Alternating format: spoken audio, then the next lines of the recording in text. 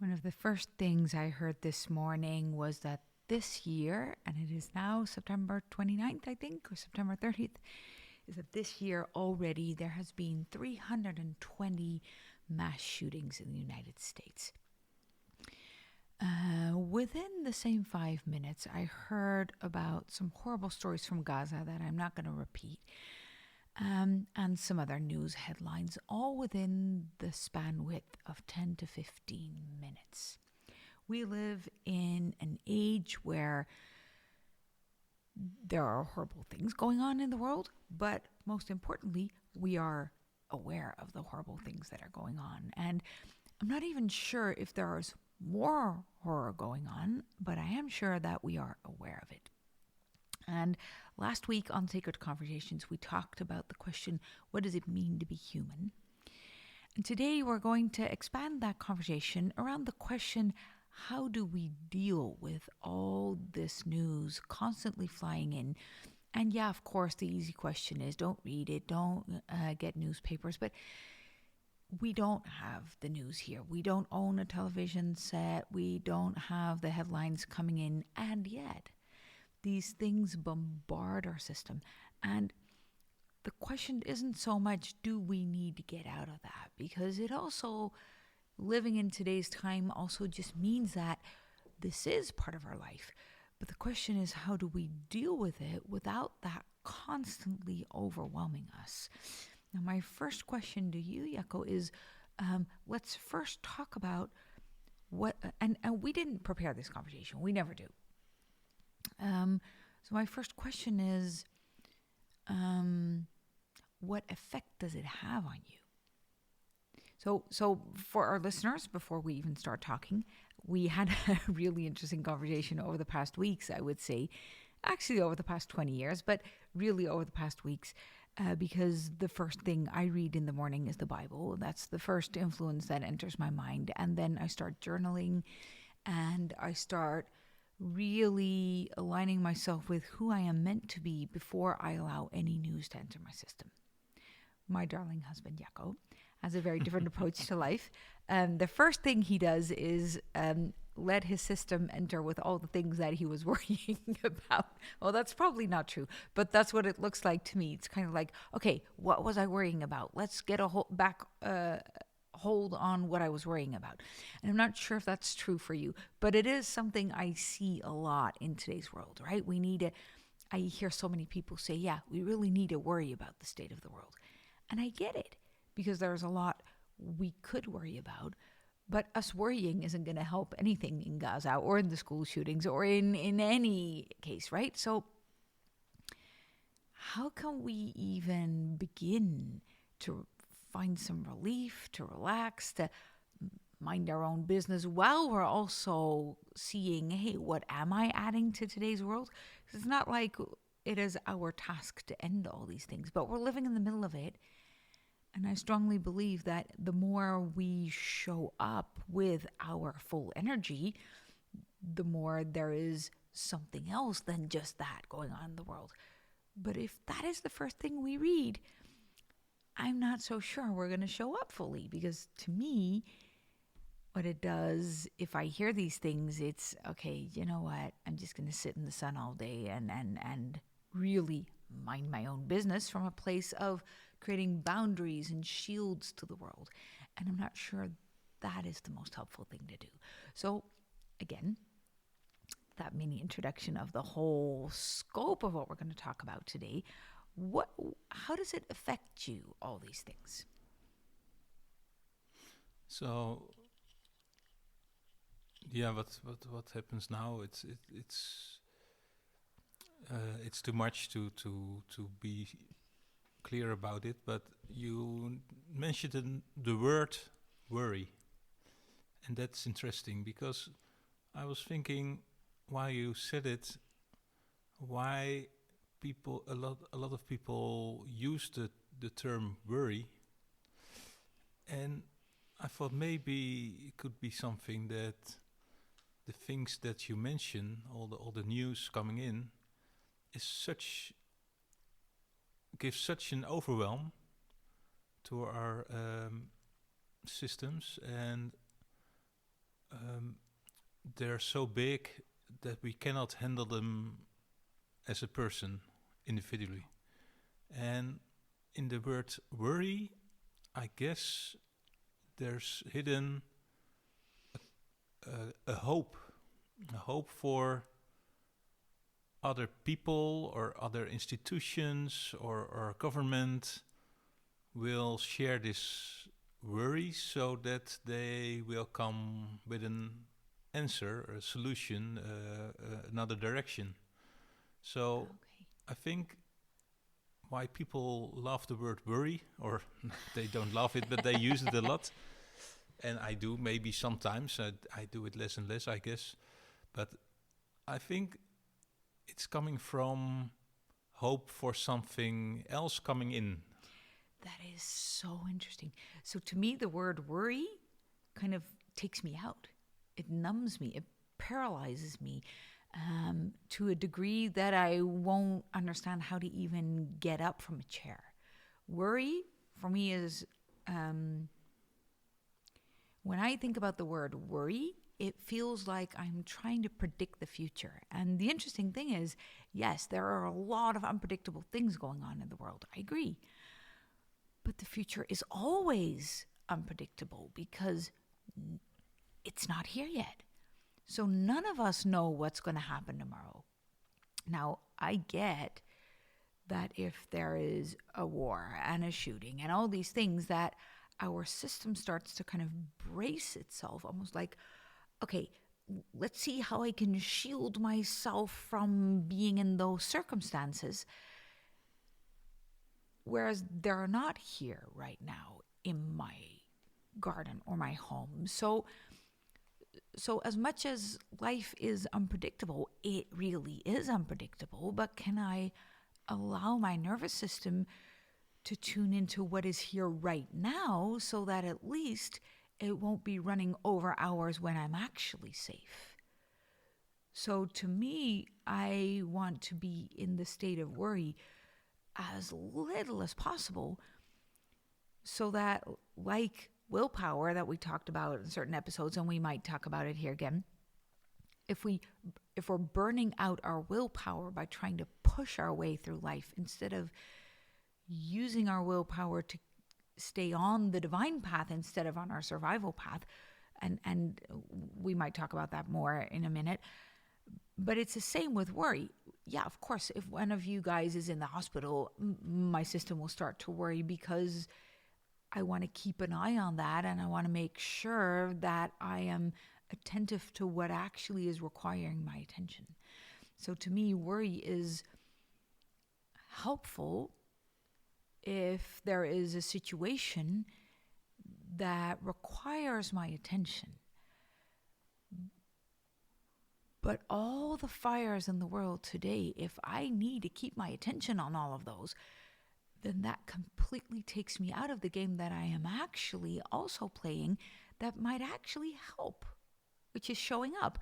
So when you say the word worry has hope, that is extremely interesting for me. That's a perspective my system never had yet.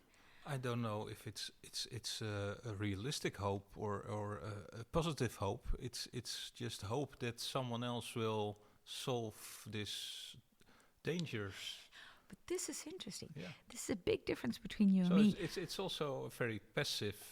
It's passive, but what I find beautiful is I don't have hope anyone is going to take care of me. Yeah. Oh, this is so interesting. So maybe it's just a childish hope. No, even, but no, I think there's beauty in it. In my childhood, if I didn't take care of myself, nobody would. And maybe that's not completely true, but that was my experience. My experience was I cannot depend on anybody outside of me. So for me, worrying is like giving up on life. But that might just be my perspective. Because what you say now is, but if I worry, I place the hope for the future in somebody else's hands. Whereas my first thought for that is, yes, if that's going to help anything. And yet, we're not alone here. So, as much as my perspective keeps me grounded in the thing that I'm doing, I'm also realizing in this conversation that maybe we could be hopeful for other people to actually do their thing as well. And there's beauty in that. I think also what worrying does, especially when you share your worries, is that you can find out if other people worry about the same thing. So if there's a bigger group to share your worries, it can give maybe a feeling of safety that you're not the only one and that other people see the dangers as well, so that there's more community to it. Yeah, but then if you create a kind of a field of sitting ducks who are just waiting for the shooter to come, then that doesn't feel very hopeful to me. So that's but there is beauty in it, because sharing so I do fully agree that sharing and a sense of belonging and reaching out to each other is extremely helpful. Now the question that rises in me is, what can we do to actually make sure that that sharing and that worrying together actually brings the relief that we hope it does? Because if we look at how can we create meaningful lives in today's world, it's not by kind of doing this from a place of I'm having my hands in front of my eyes, kind of shielding us off like it's not existing. That's not helpful. I think everybody can agree on that. Thinking from a place of, do you know what? This is funny. I heard this on the news, I think 20 years ago. It's a long time ago, maybe even longer. And they called it panic shields. And they said, if there's an accident on the highway, you have to shield it off with panic shields so that the accident people will take care of their own shit. And this was a comedian, and he said, why can't we put panic shields around war zones in the world? And actually, as much as it was a joke, and he went on into the joke, and that's not for now, it also gave me a thing of, yeah, we're looking at it too much, and that's not helping. So either we help or we mind our own business, but what he said was, let's have them kill each other so that we can just stay out. Now, I forgot the conflict, and it really made sense in the context that he was saying it. But I think right now, the conflicts are so much to do with the kind of society that we created with each other, that creating a panic shield around it, like let them sort it out, is also going to affect us. So what we really need to find is a way to know about it from a non-paralyzing viewpoint.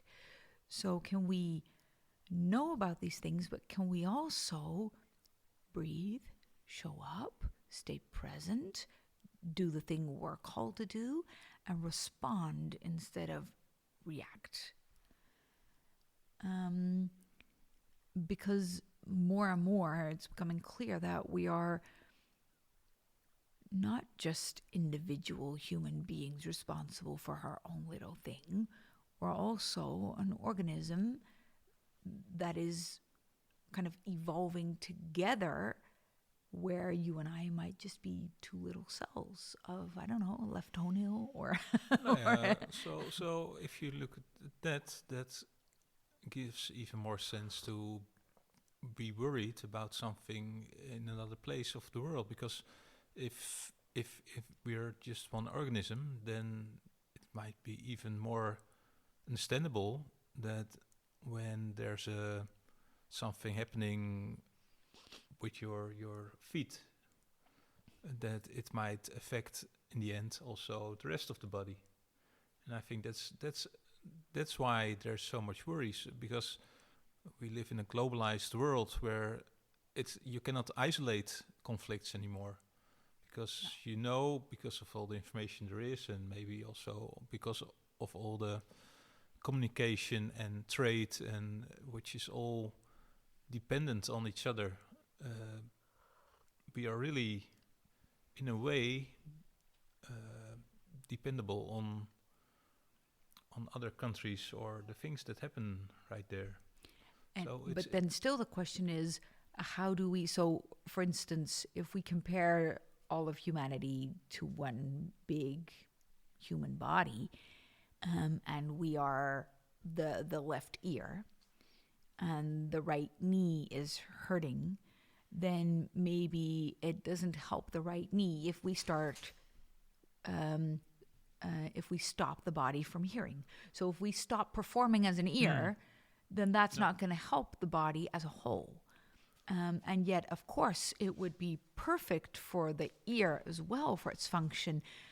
If the ear picks up a sound and wants the body to flee and the right knee isn't helping, then the whole body becomes endangered. So for the left E, it's incredibly important that all the other body parts also function, because if the ear picks up on something and the body isn't able to respond, then that's a problem. So even then, they might have completely different functions. But for the ear to paralyze and stop hearing isn't going to keep anybody safe. For the ear to focus all its attention on hearing what's in the knee isn't going to help anyone. And the ear can't solve the problem either. So the question is, what does it mean? So how do we... And some body parts, I mean, the immune system cells have something to do with the knee function. And there, of course, there are parts of the body that have something to do with fixing whatever it is, but some parts don't. Now, the question is, in today's world, how do we stay informed enough to respond and sane enough to be able to respond? Yeah, that's a good question. How do you do that? How do you do that personally? And what I think is important, that we don't paralyze ourselves, but act even more in the right direction. Because but so like you say, like you always say, you have to be more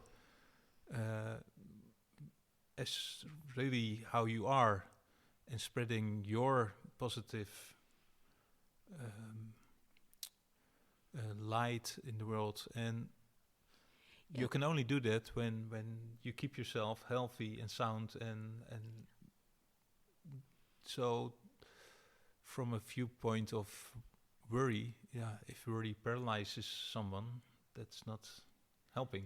Well, that's one part. You have to fully play your own game, but also we have to care about how the rest of the cells are doing, or the rest of the humans in this case, right? I was listening this morning to a theologian, and it was extremely interesting because he was talking about the history of the church and how the schism in the church happened in the Middle Ages, where Protestant church started ripping itself loose with Luther and Calvin from the one mother Catholic Church.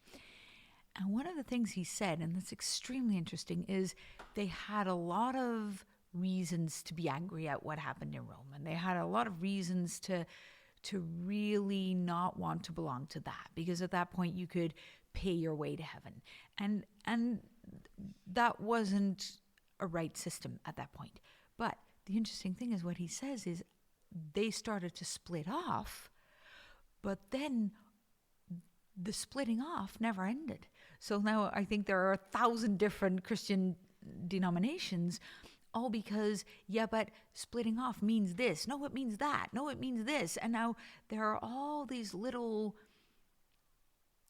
cells who think, but we have the truth. We have the truth. No, we know what it is, and we know what it is. And the interesting thing is that everybody's looking for the right way to be Christian. But the interesting thing is, if you really look at what Christianity means, it means following the way of Jesus. And to a certain degree, all of them are. But they all have a different version of Jesus that they're following. But what if there wasn't one right way? And what if all of them had a little part?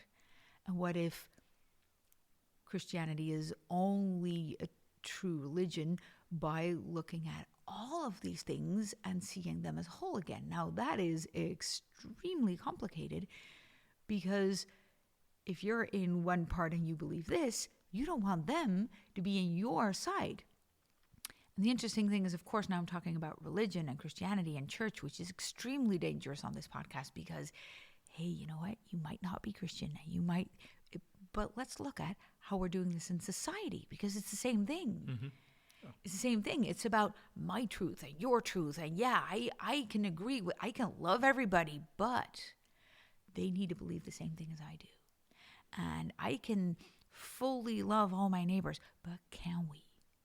Can we love our neighbors if they support a different president, or if they support different viewpoints, or if they fight for different things, or if they look at a different Jesus or a different God or a different whatever, different ideology? Yeah, exactly. And I believe that doing our own path means that we can operate from an internal certainty to a degree that I don't need the others to approve, that I can see all of humanity as one whole. And this is interesting, because if we look at the schism in the church, that is what the Catholic Church truly means. Is Catholic means universal. It means there is one universal church of humanity to which all of us belong, also when you don't belong. Now, that's not the version of Christianity I know most Christians are trying to follow. But that's interesting, because it's splitting off. Constantly we're splitting off. And this is, if we look at how we talk about this, which has nothing to do with religion, but we have this divine thread that is our path, the path that our soul is trying to follow.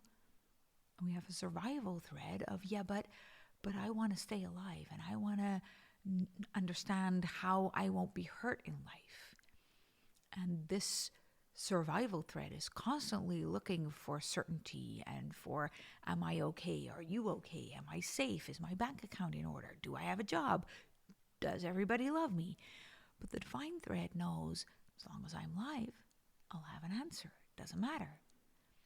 And the more we operate from that place of, I know who I am, and I am certain that I belong on this planet, and I am certain that as long as I'm breathing, I am adding something, then we can look at the whole world as a place of unity, of a place of, I don't know what you are doing here, and it might be the opposite of what I'm doing. And can we see that all of us are adding to something? And that is a scary thought if there's a lot of conflict around us. Yeah, of course. Those are extremely scary thoughts, because if we look at it that way, we also need to ask the question, are these people who are doing mass shootings adding something? And I didn't speak to them, so I don't know their thoughts. But loving your neighbor is extremely complicated in these ages, because if they support the wrong president, do I want to love them?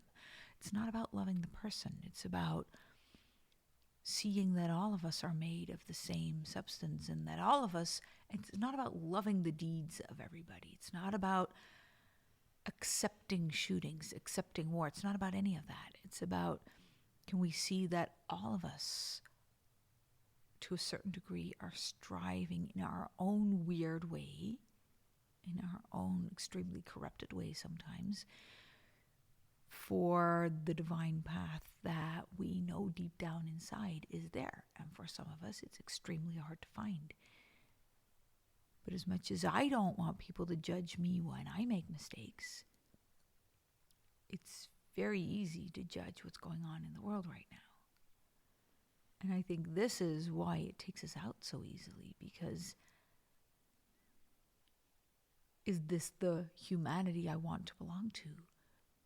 But the other question is, can I bring love, and can I bring light, and how can I do that, even though I don't agree with so much of what I see? And this is every time I walk in the city and I know that I'm looking at so many people who have different political opinions than I do, who might make very different choices in life than I do, who might stand for very different things. If I look through my eyelashes at them, I also see extremely vulnerable people who are just doing their best. We have neighbors here who have very different political opinions, and to a certain degree I don't understand it, and to a certain degree I see such vulnerable people who are just trying to do the same thing as we are. Mm-hmm. Yeah, and so I think as soon as it comes to as long as you can have the space you need, or know that this space is there, then it's easy to accept and to stand above all kind of polarization. But I think if people are very close, really literally close to each other, Yeah. I think it's more difficult, because then you're all the time of your day in between people. That's already a big thing to It's a huge thing. to we regulate and all those people, all the systems there, and all the resonance that's going on. And then if But they're it's also hard without them. So if you've never been here, we live 10 minutes walking distance from our neighbors. So it's pretty easy to have space here. Nobody hears us, nobody sees us if we don't want that. We're surrounded by nature, so regulating here is pretty easy. And yet, both of us are made of the kind of human stuff that we need other people as well. So as much as it was overwhelming for me to live in a big city where we used to live, this is difficult in a different way, because here, so there was no way of getting out of regulating on other people's systems, which was hard. There were always people around, and that's not good for my system. But here, I need to make sure that I reach out to people. And I wasn't very well trained that people are safe to reach out to when I was young. So as much as I'm not overwhelmed constantly here by their systems, in order for me to reach out to find what I need, means getting out. And to a certain degree for my system, it means asking for help in ways that I was not trained to do. Now, that's a healthy exercise, but it's not necessarily easy. It's difficult in different ways. I think we need each other. And the world being crowded can be hard. But the world being too empty is not easier either. What I think we need is to stop searching for our own needs being met and start understanding that everything in life is helping us reach up to that divine thread.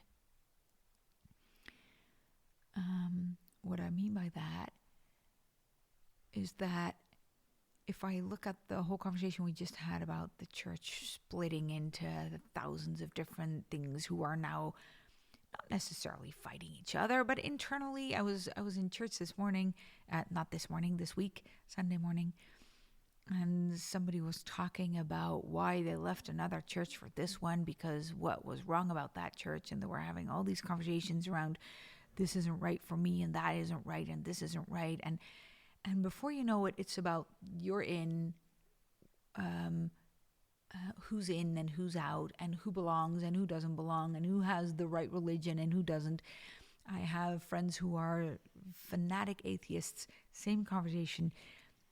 They're like, all of the church is bad, so those are the bad ones, and we're the good ones because we got it. God is hurting everything, and religion is the root of all evil. But all of it comes down to trying to get rid of the fact that we're human, trying to get rid of the fact that we have this divine thread that we're striving for. But if we look around us to other humans, we hope to see only their divinity, and we're confronted with their humanity. And that's what's so scary, because all of us are trying to find our divine thread, but all of us need examples. And wherever we look, all we see is these humans who seem broken.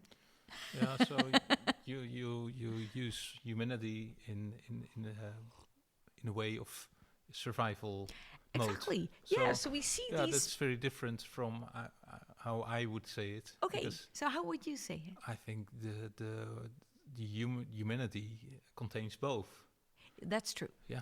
Yes. And that's very important, I guess, even because if you say human habits are not good, then I think we are not. Yeah, you're right. You're right.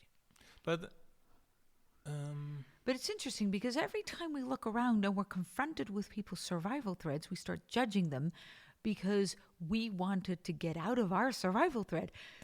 And that's actually really simple. Just create some time and space so that you can practice being more in your divine space. It's that simple. I mean, we all know it, right? Meditate a little more, cuddle your dog, walk in nature, and don't complain. It's really that simple. And every time you do complain or you feel pain, just let it pass, feel into it, stop worrying, and step into the next day. Just one day at a time. There are songs about it, great song texts, one day at a time. Imagine all the people, all these beautiful song texts, and everybody agrees. That's why they're so famous. But the question is, apparently, it's not that easy. Yeah. It reminds me. I it's saw, simple, but it's not easy. A fragment of the speech of Simon Sinek this morning, and the people who shared it were really, this is what we have to do. We have to trust each other, and we have to look for each other. We only have to trust each other in companies, and that's what we should do. And it's the same message over and over. But it's extremely simple. The thing is, it isn't easy because we're constantly seeing these survival threads that we don't want to copy, and these other people won't just step into their divine thread. So everywhere we are trying to step into our divine thread, it feels so lonely when we do that. It feels like we're the only ones. And we do relationship coaching as well. And sometimes there's this couple and one of them will always say, yeah, but why do I always have to do that? Why can't the other also step into their divine thread? But the question is, can we be what we want to see in the world? And that is such a commonplace quote, right? Can we be the change? But this is why it's so hard. Where comes this question from? Why can the other not be in this divine thread? Because that's already the survival part. That's asking the question. Exactly. So and we are that responsible, but we've built a culture, and we live in the Netherlands, so it might be different in your country. But in the Netherlands, it is extremely, what I was going to say easy, that's not the right word. But to be a real victim of life is rewarding. There's a payoff for it. Because if you really don't know how things work, that's not easy, but then there's help. But to do everything on your own, it's not necessarily easy, because if then you make a mistake, nobody's going to help you. If you go bankrupt in this country, you won't get help for years because for some reason, you're the kind of person who goes bankrupt. The fact that you tried, there's no bonus points for that. So, really allowing yourself to play with, hey, what is life asking from me? And means letting go of all the regulations and all the rules and all the um, the laid out methods. But if you don't use the laid out methods and you start understanding what life really is requiring from you, then the penalty can be high. Now, I think the reward is a lot higher if we do that, but we don't see a lot of people stepping out of that system, so that is incredibly lonely. Yeah, but the system is also so much part of our whole culture. So we have built it Yes. all the time. Yeah. And so maybe even the more rich we are even more protective of all kind of circumstances, and who do we talk to. So the more rich we are, the more we tend to protect ourselves and step in the survival mode. But there's another thing going on there as well, because we also don't really like to be confronted with our own fuck ups from the past. Because it feels like, yeah, but I have paid for that already. I don't want to pay for it again. Very simple example. If we look at Amsterdam, right? Beautiful city. Beautiful, beautiful city. Built on slave blood. It is literally built on slave blood. The whole money made in Amsterdam was completely made by trade of the VOC, and it is a horrendous story. Now today, you and I have nothing to do with that era. We weren't born and raised there. We didn't kill anybody. We didn't do these things ourselves. But we live on the inheritance of it. We live in one of the most wealthy countries in the world because of how this country treated other countries. And what breaks my heart, and I really don't have an answer to it, is that I am so aware of it. My grandparents grew up in Indonesia, in Hungary, and I'm incredibly aware of the huge problems we caused in those countries by destabilizing their whole system and their whole culture. And now when these countries need our help, our first response is, you're not welcome here. And to me that feels like, okay, so our ancestors created tons of problems all over the world, and specifically I would say for Europe, but also America. I'm not sure how this plays out in every country in the world, but we created so many disruptive conflicts, and now we don't want to look at it. We just want to bathe in the wealth and in what it gave us. And to me, that is not right.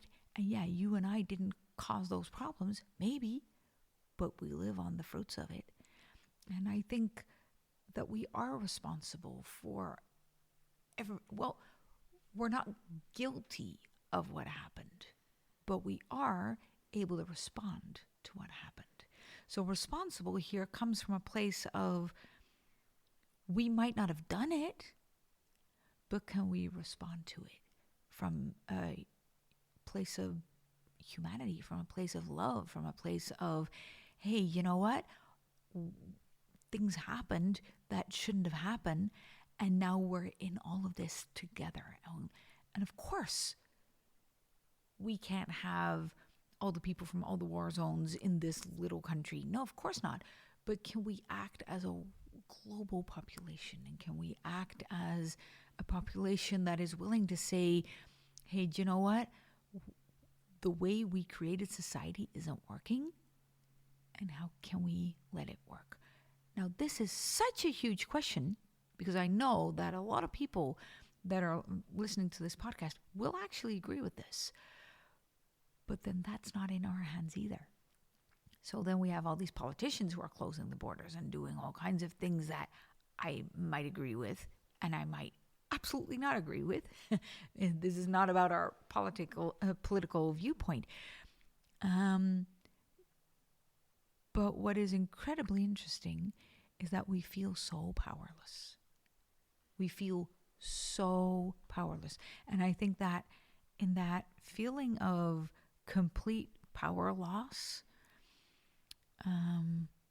it is incredibly hard to understand what is being required from me today. Yeah, I think and that's also, of course, our survival mechanism. That's trying to predict the future and do I need to anticipate on things that I see happening in the world? So now it's in that country, maybe next year it's in our country the same. Or there are all kind of tendencies in a country that I think are really threatening. And so my brain is working to predict the future so that I can anticipate on that. And that's a very automatic thing happening. What does that look like in the morning? Because I just jokingly said that you wake up and feed yourself news. Maybe that's not true anymore. But what does it look like for you, that anticipating? So what I'm looking for is what in what way can I contribute to our family, our company, the world, the other people, the people I love, the people I know, but also in a larger way to all of society. So, but the contributing thing is sometimes competing with the predicting what is wise to do if I see development in this direction. And that's not something I do completely aware, but my brain is trying to think for me. So to bring me the thoughts that are needed to have a right prediction and a right action plan. And I think that this is really hard to put it off, because it's also part of our human nature to defend ourselves and to be ready when something is happening. And I think a lot of listeners can relate to that we're constantly trying to get in a right action mode, but we don't have a clue what that even means. Because take your action to a future and trying to predict it and look at what does this require from me is kind of impossible. Some people try to build een schuilkelder, a shelter. A dungeon, kind of a shelter.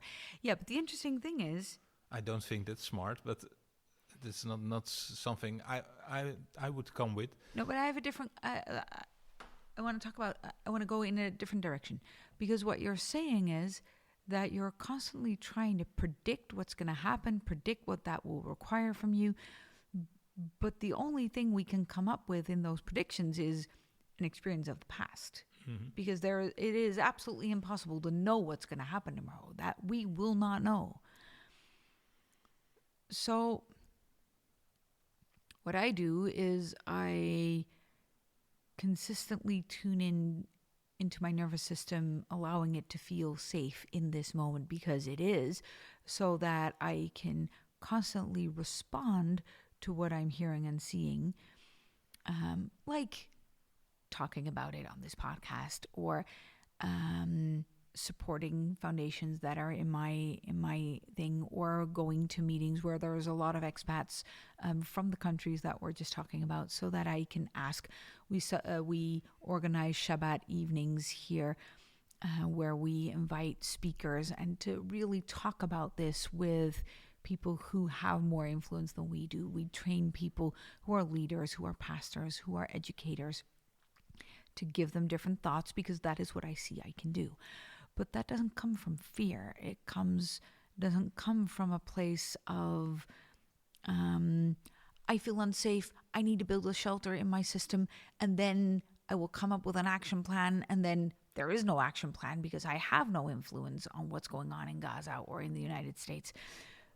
But it's extremely interesting. I think a lot of people can relate to that type of shutdown, because what we need to do right now is to allow all of these events to let us feel how powerless we feel, to the degree that we can allow ourselves to get rid of all the powerless situations of our past, so that we can tune in to this present moment and just stay awake, because nobody knows what tomorrow's going to happen.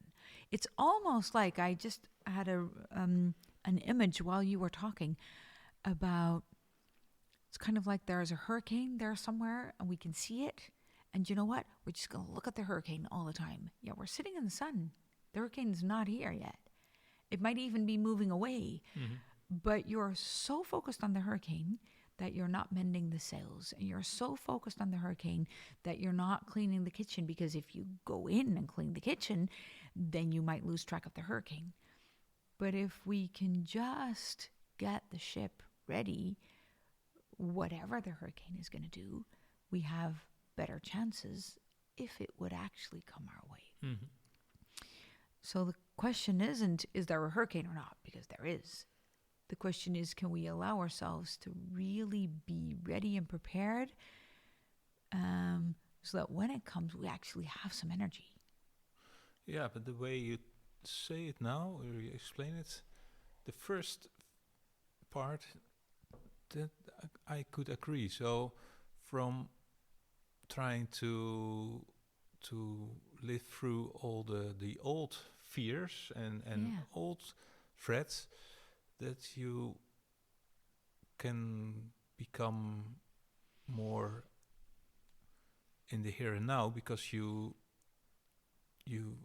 feel them through, and that gives you more space to have a good starting point for whatever comes up. But the last one was for me more unclear, because now it looked like we are preparing for something, and that's what my brain tries to do, to be prepared all the time. But that's not in the constructive way. No. So there is always a hurricane somewhere in the world. So you need to be more clear about what does that mean, because if it's preparing for all kind of experiences, that's different than. No, I mean, when the sun is out, make sure that you start repairing everything that needs reparation. So when we're safe today and the sun is out, like today, we're sitting here in a beautiful sunny autumn day. Well, it's not autumn officially. Oh, yeah, it is. Mm-hmm. It's autumn. So we're sitting here in a beautiful autumn day. Let's clean everything that we can clean. Make sure that everything is watertight that needs to be watertight. Repair the sails, and be certain that everybody slept well, so that if something would happen, we would actually be able to respond. That is what it means to feel through all the old past storms. It means not focusing on, I can't repair the ship because there's a storm coming. I can't repair the ship because there's a storm coming. It's, hey, you know what? There might be a storm coming. Let's make sure that we're able to respond. Let's make sure that everything that is triggered is actually being repaired. Yeah. And that means that we need to not put up shields so that no refugees can enter this country, but we really need to look at, hey, what needs reparation emotionally? What can we do? What can we really do? What are we able to do? And I think that is, more than anything, creating communities where we can hold each other, even though the other people might be just as human as you and might have all kinds of fears and survivals and weird thoughts. Can we be amongst them from a place of love so that they feel seen, so that they feel nourished, so that they feel, hey, do you know what? It's okay to feel this fear. I was on the phone with a client this morning and she said, yeah, I know the fear I'm feeling isn't reasonable, but it feels true. And every time I talk to a therapist or talk to somebody, they're trying to fix it. I don't need fixing. I need somebody listening to me, just interested in my story, so that while I am sharing it, the other person is just paying attention, wanting to hear my thoughts, my experience. I was talking this Saturday with a whole group of people about suicide. And they said, yeah, but we need to prevent that from happening.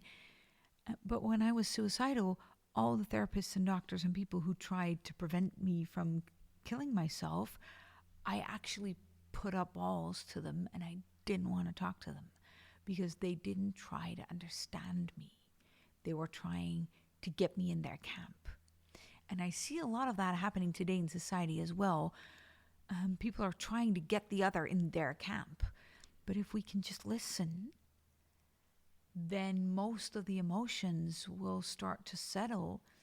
And then we can look at, hey, what are you saying? Is that making sense? What can it bring to my view? Like your thoughts around worry at the beginning of this conversation. I never thought of worry that way. But by listening to you, like, do you know what? Maybe worry isn't always bad. In my mind, it's very useless.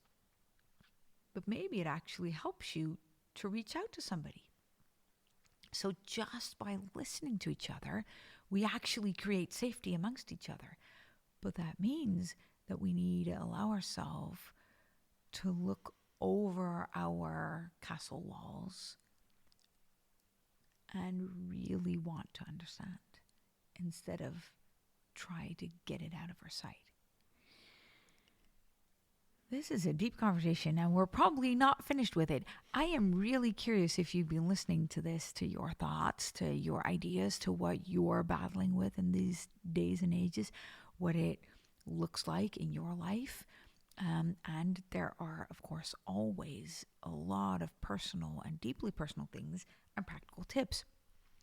One of the things I want you to know is that all of these things come down to how we deal with our own nervous system. And if you want to know a little bit more about how your specific nervous system might be wired, go ahead and go to sabotagerelief.com, which is our free quiz, where in 14 questions that you can take in under 5 minutes, you will get a little bit of an idea of where today's news could actually be bumping into old patterns of you that could very well be a great starting point. If anything in this conversation hit you, gave you questions, reach out to us, send us an email, share it, tag other people, and stay tuned because next week we're going to continue this conversation in another beautiful way. I hope you have a beautiful rest of your day. See you next week. Bye. Bye.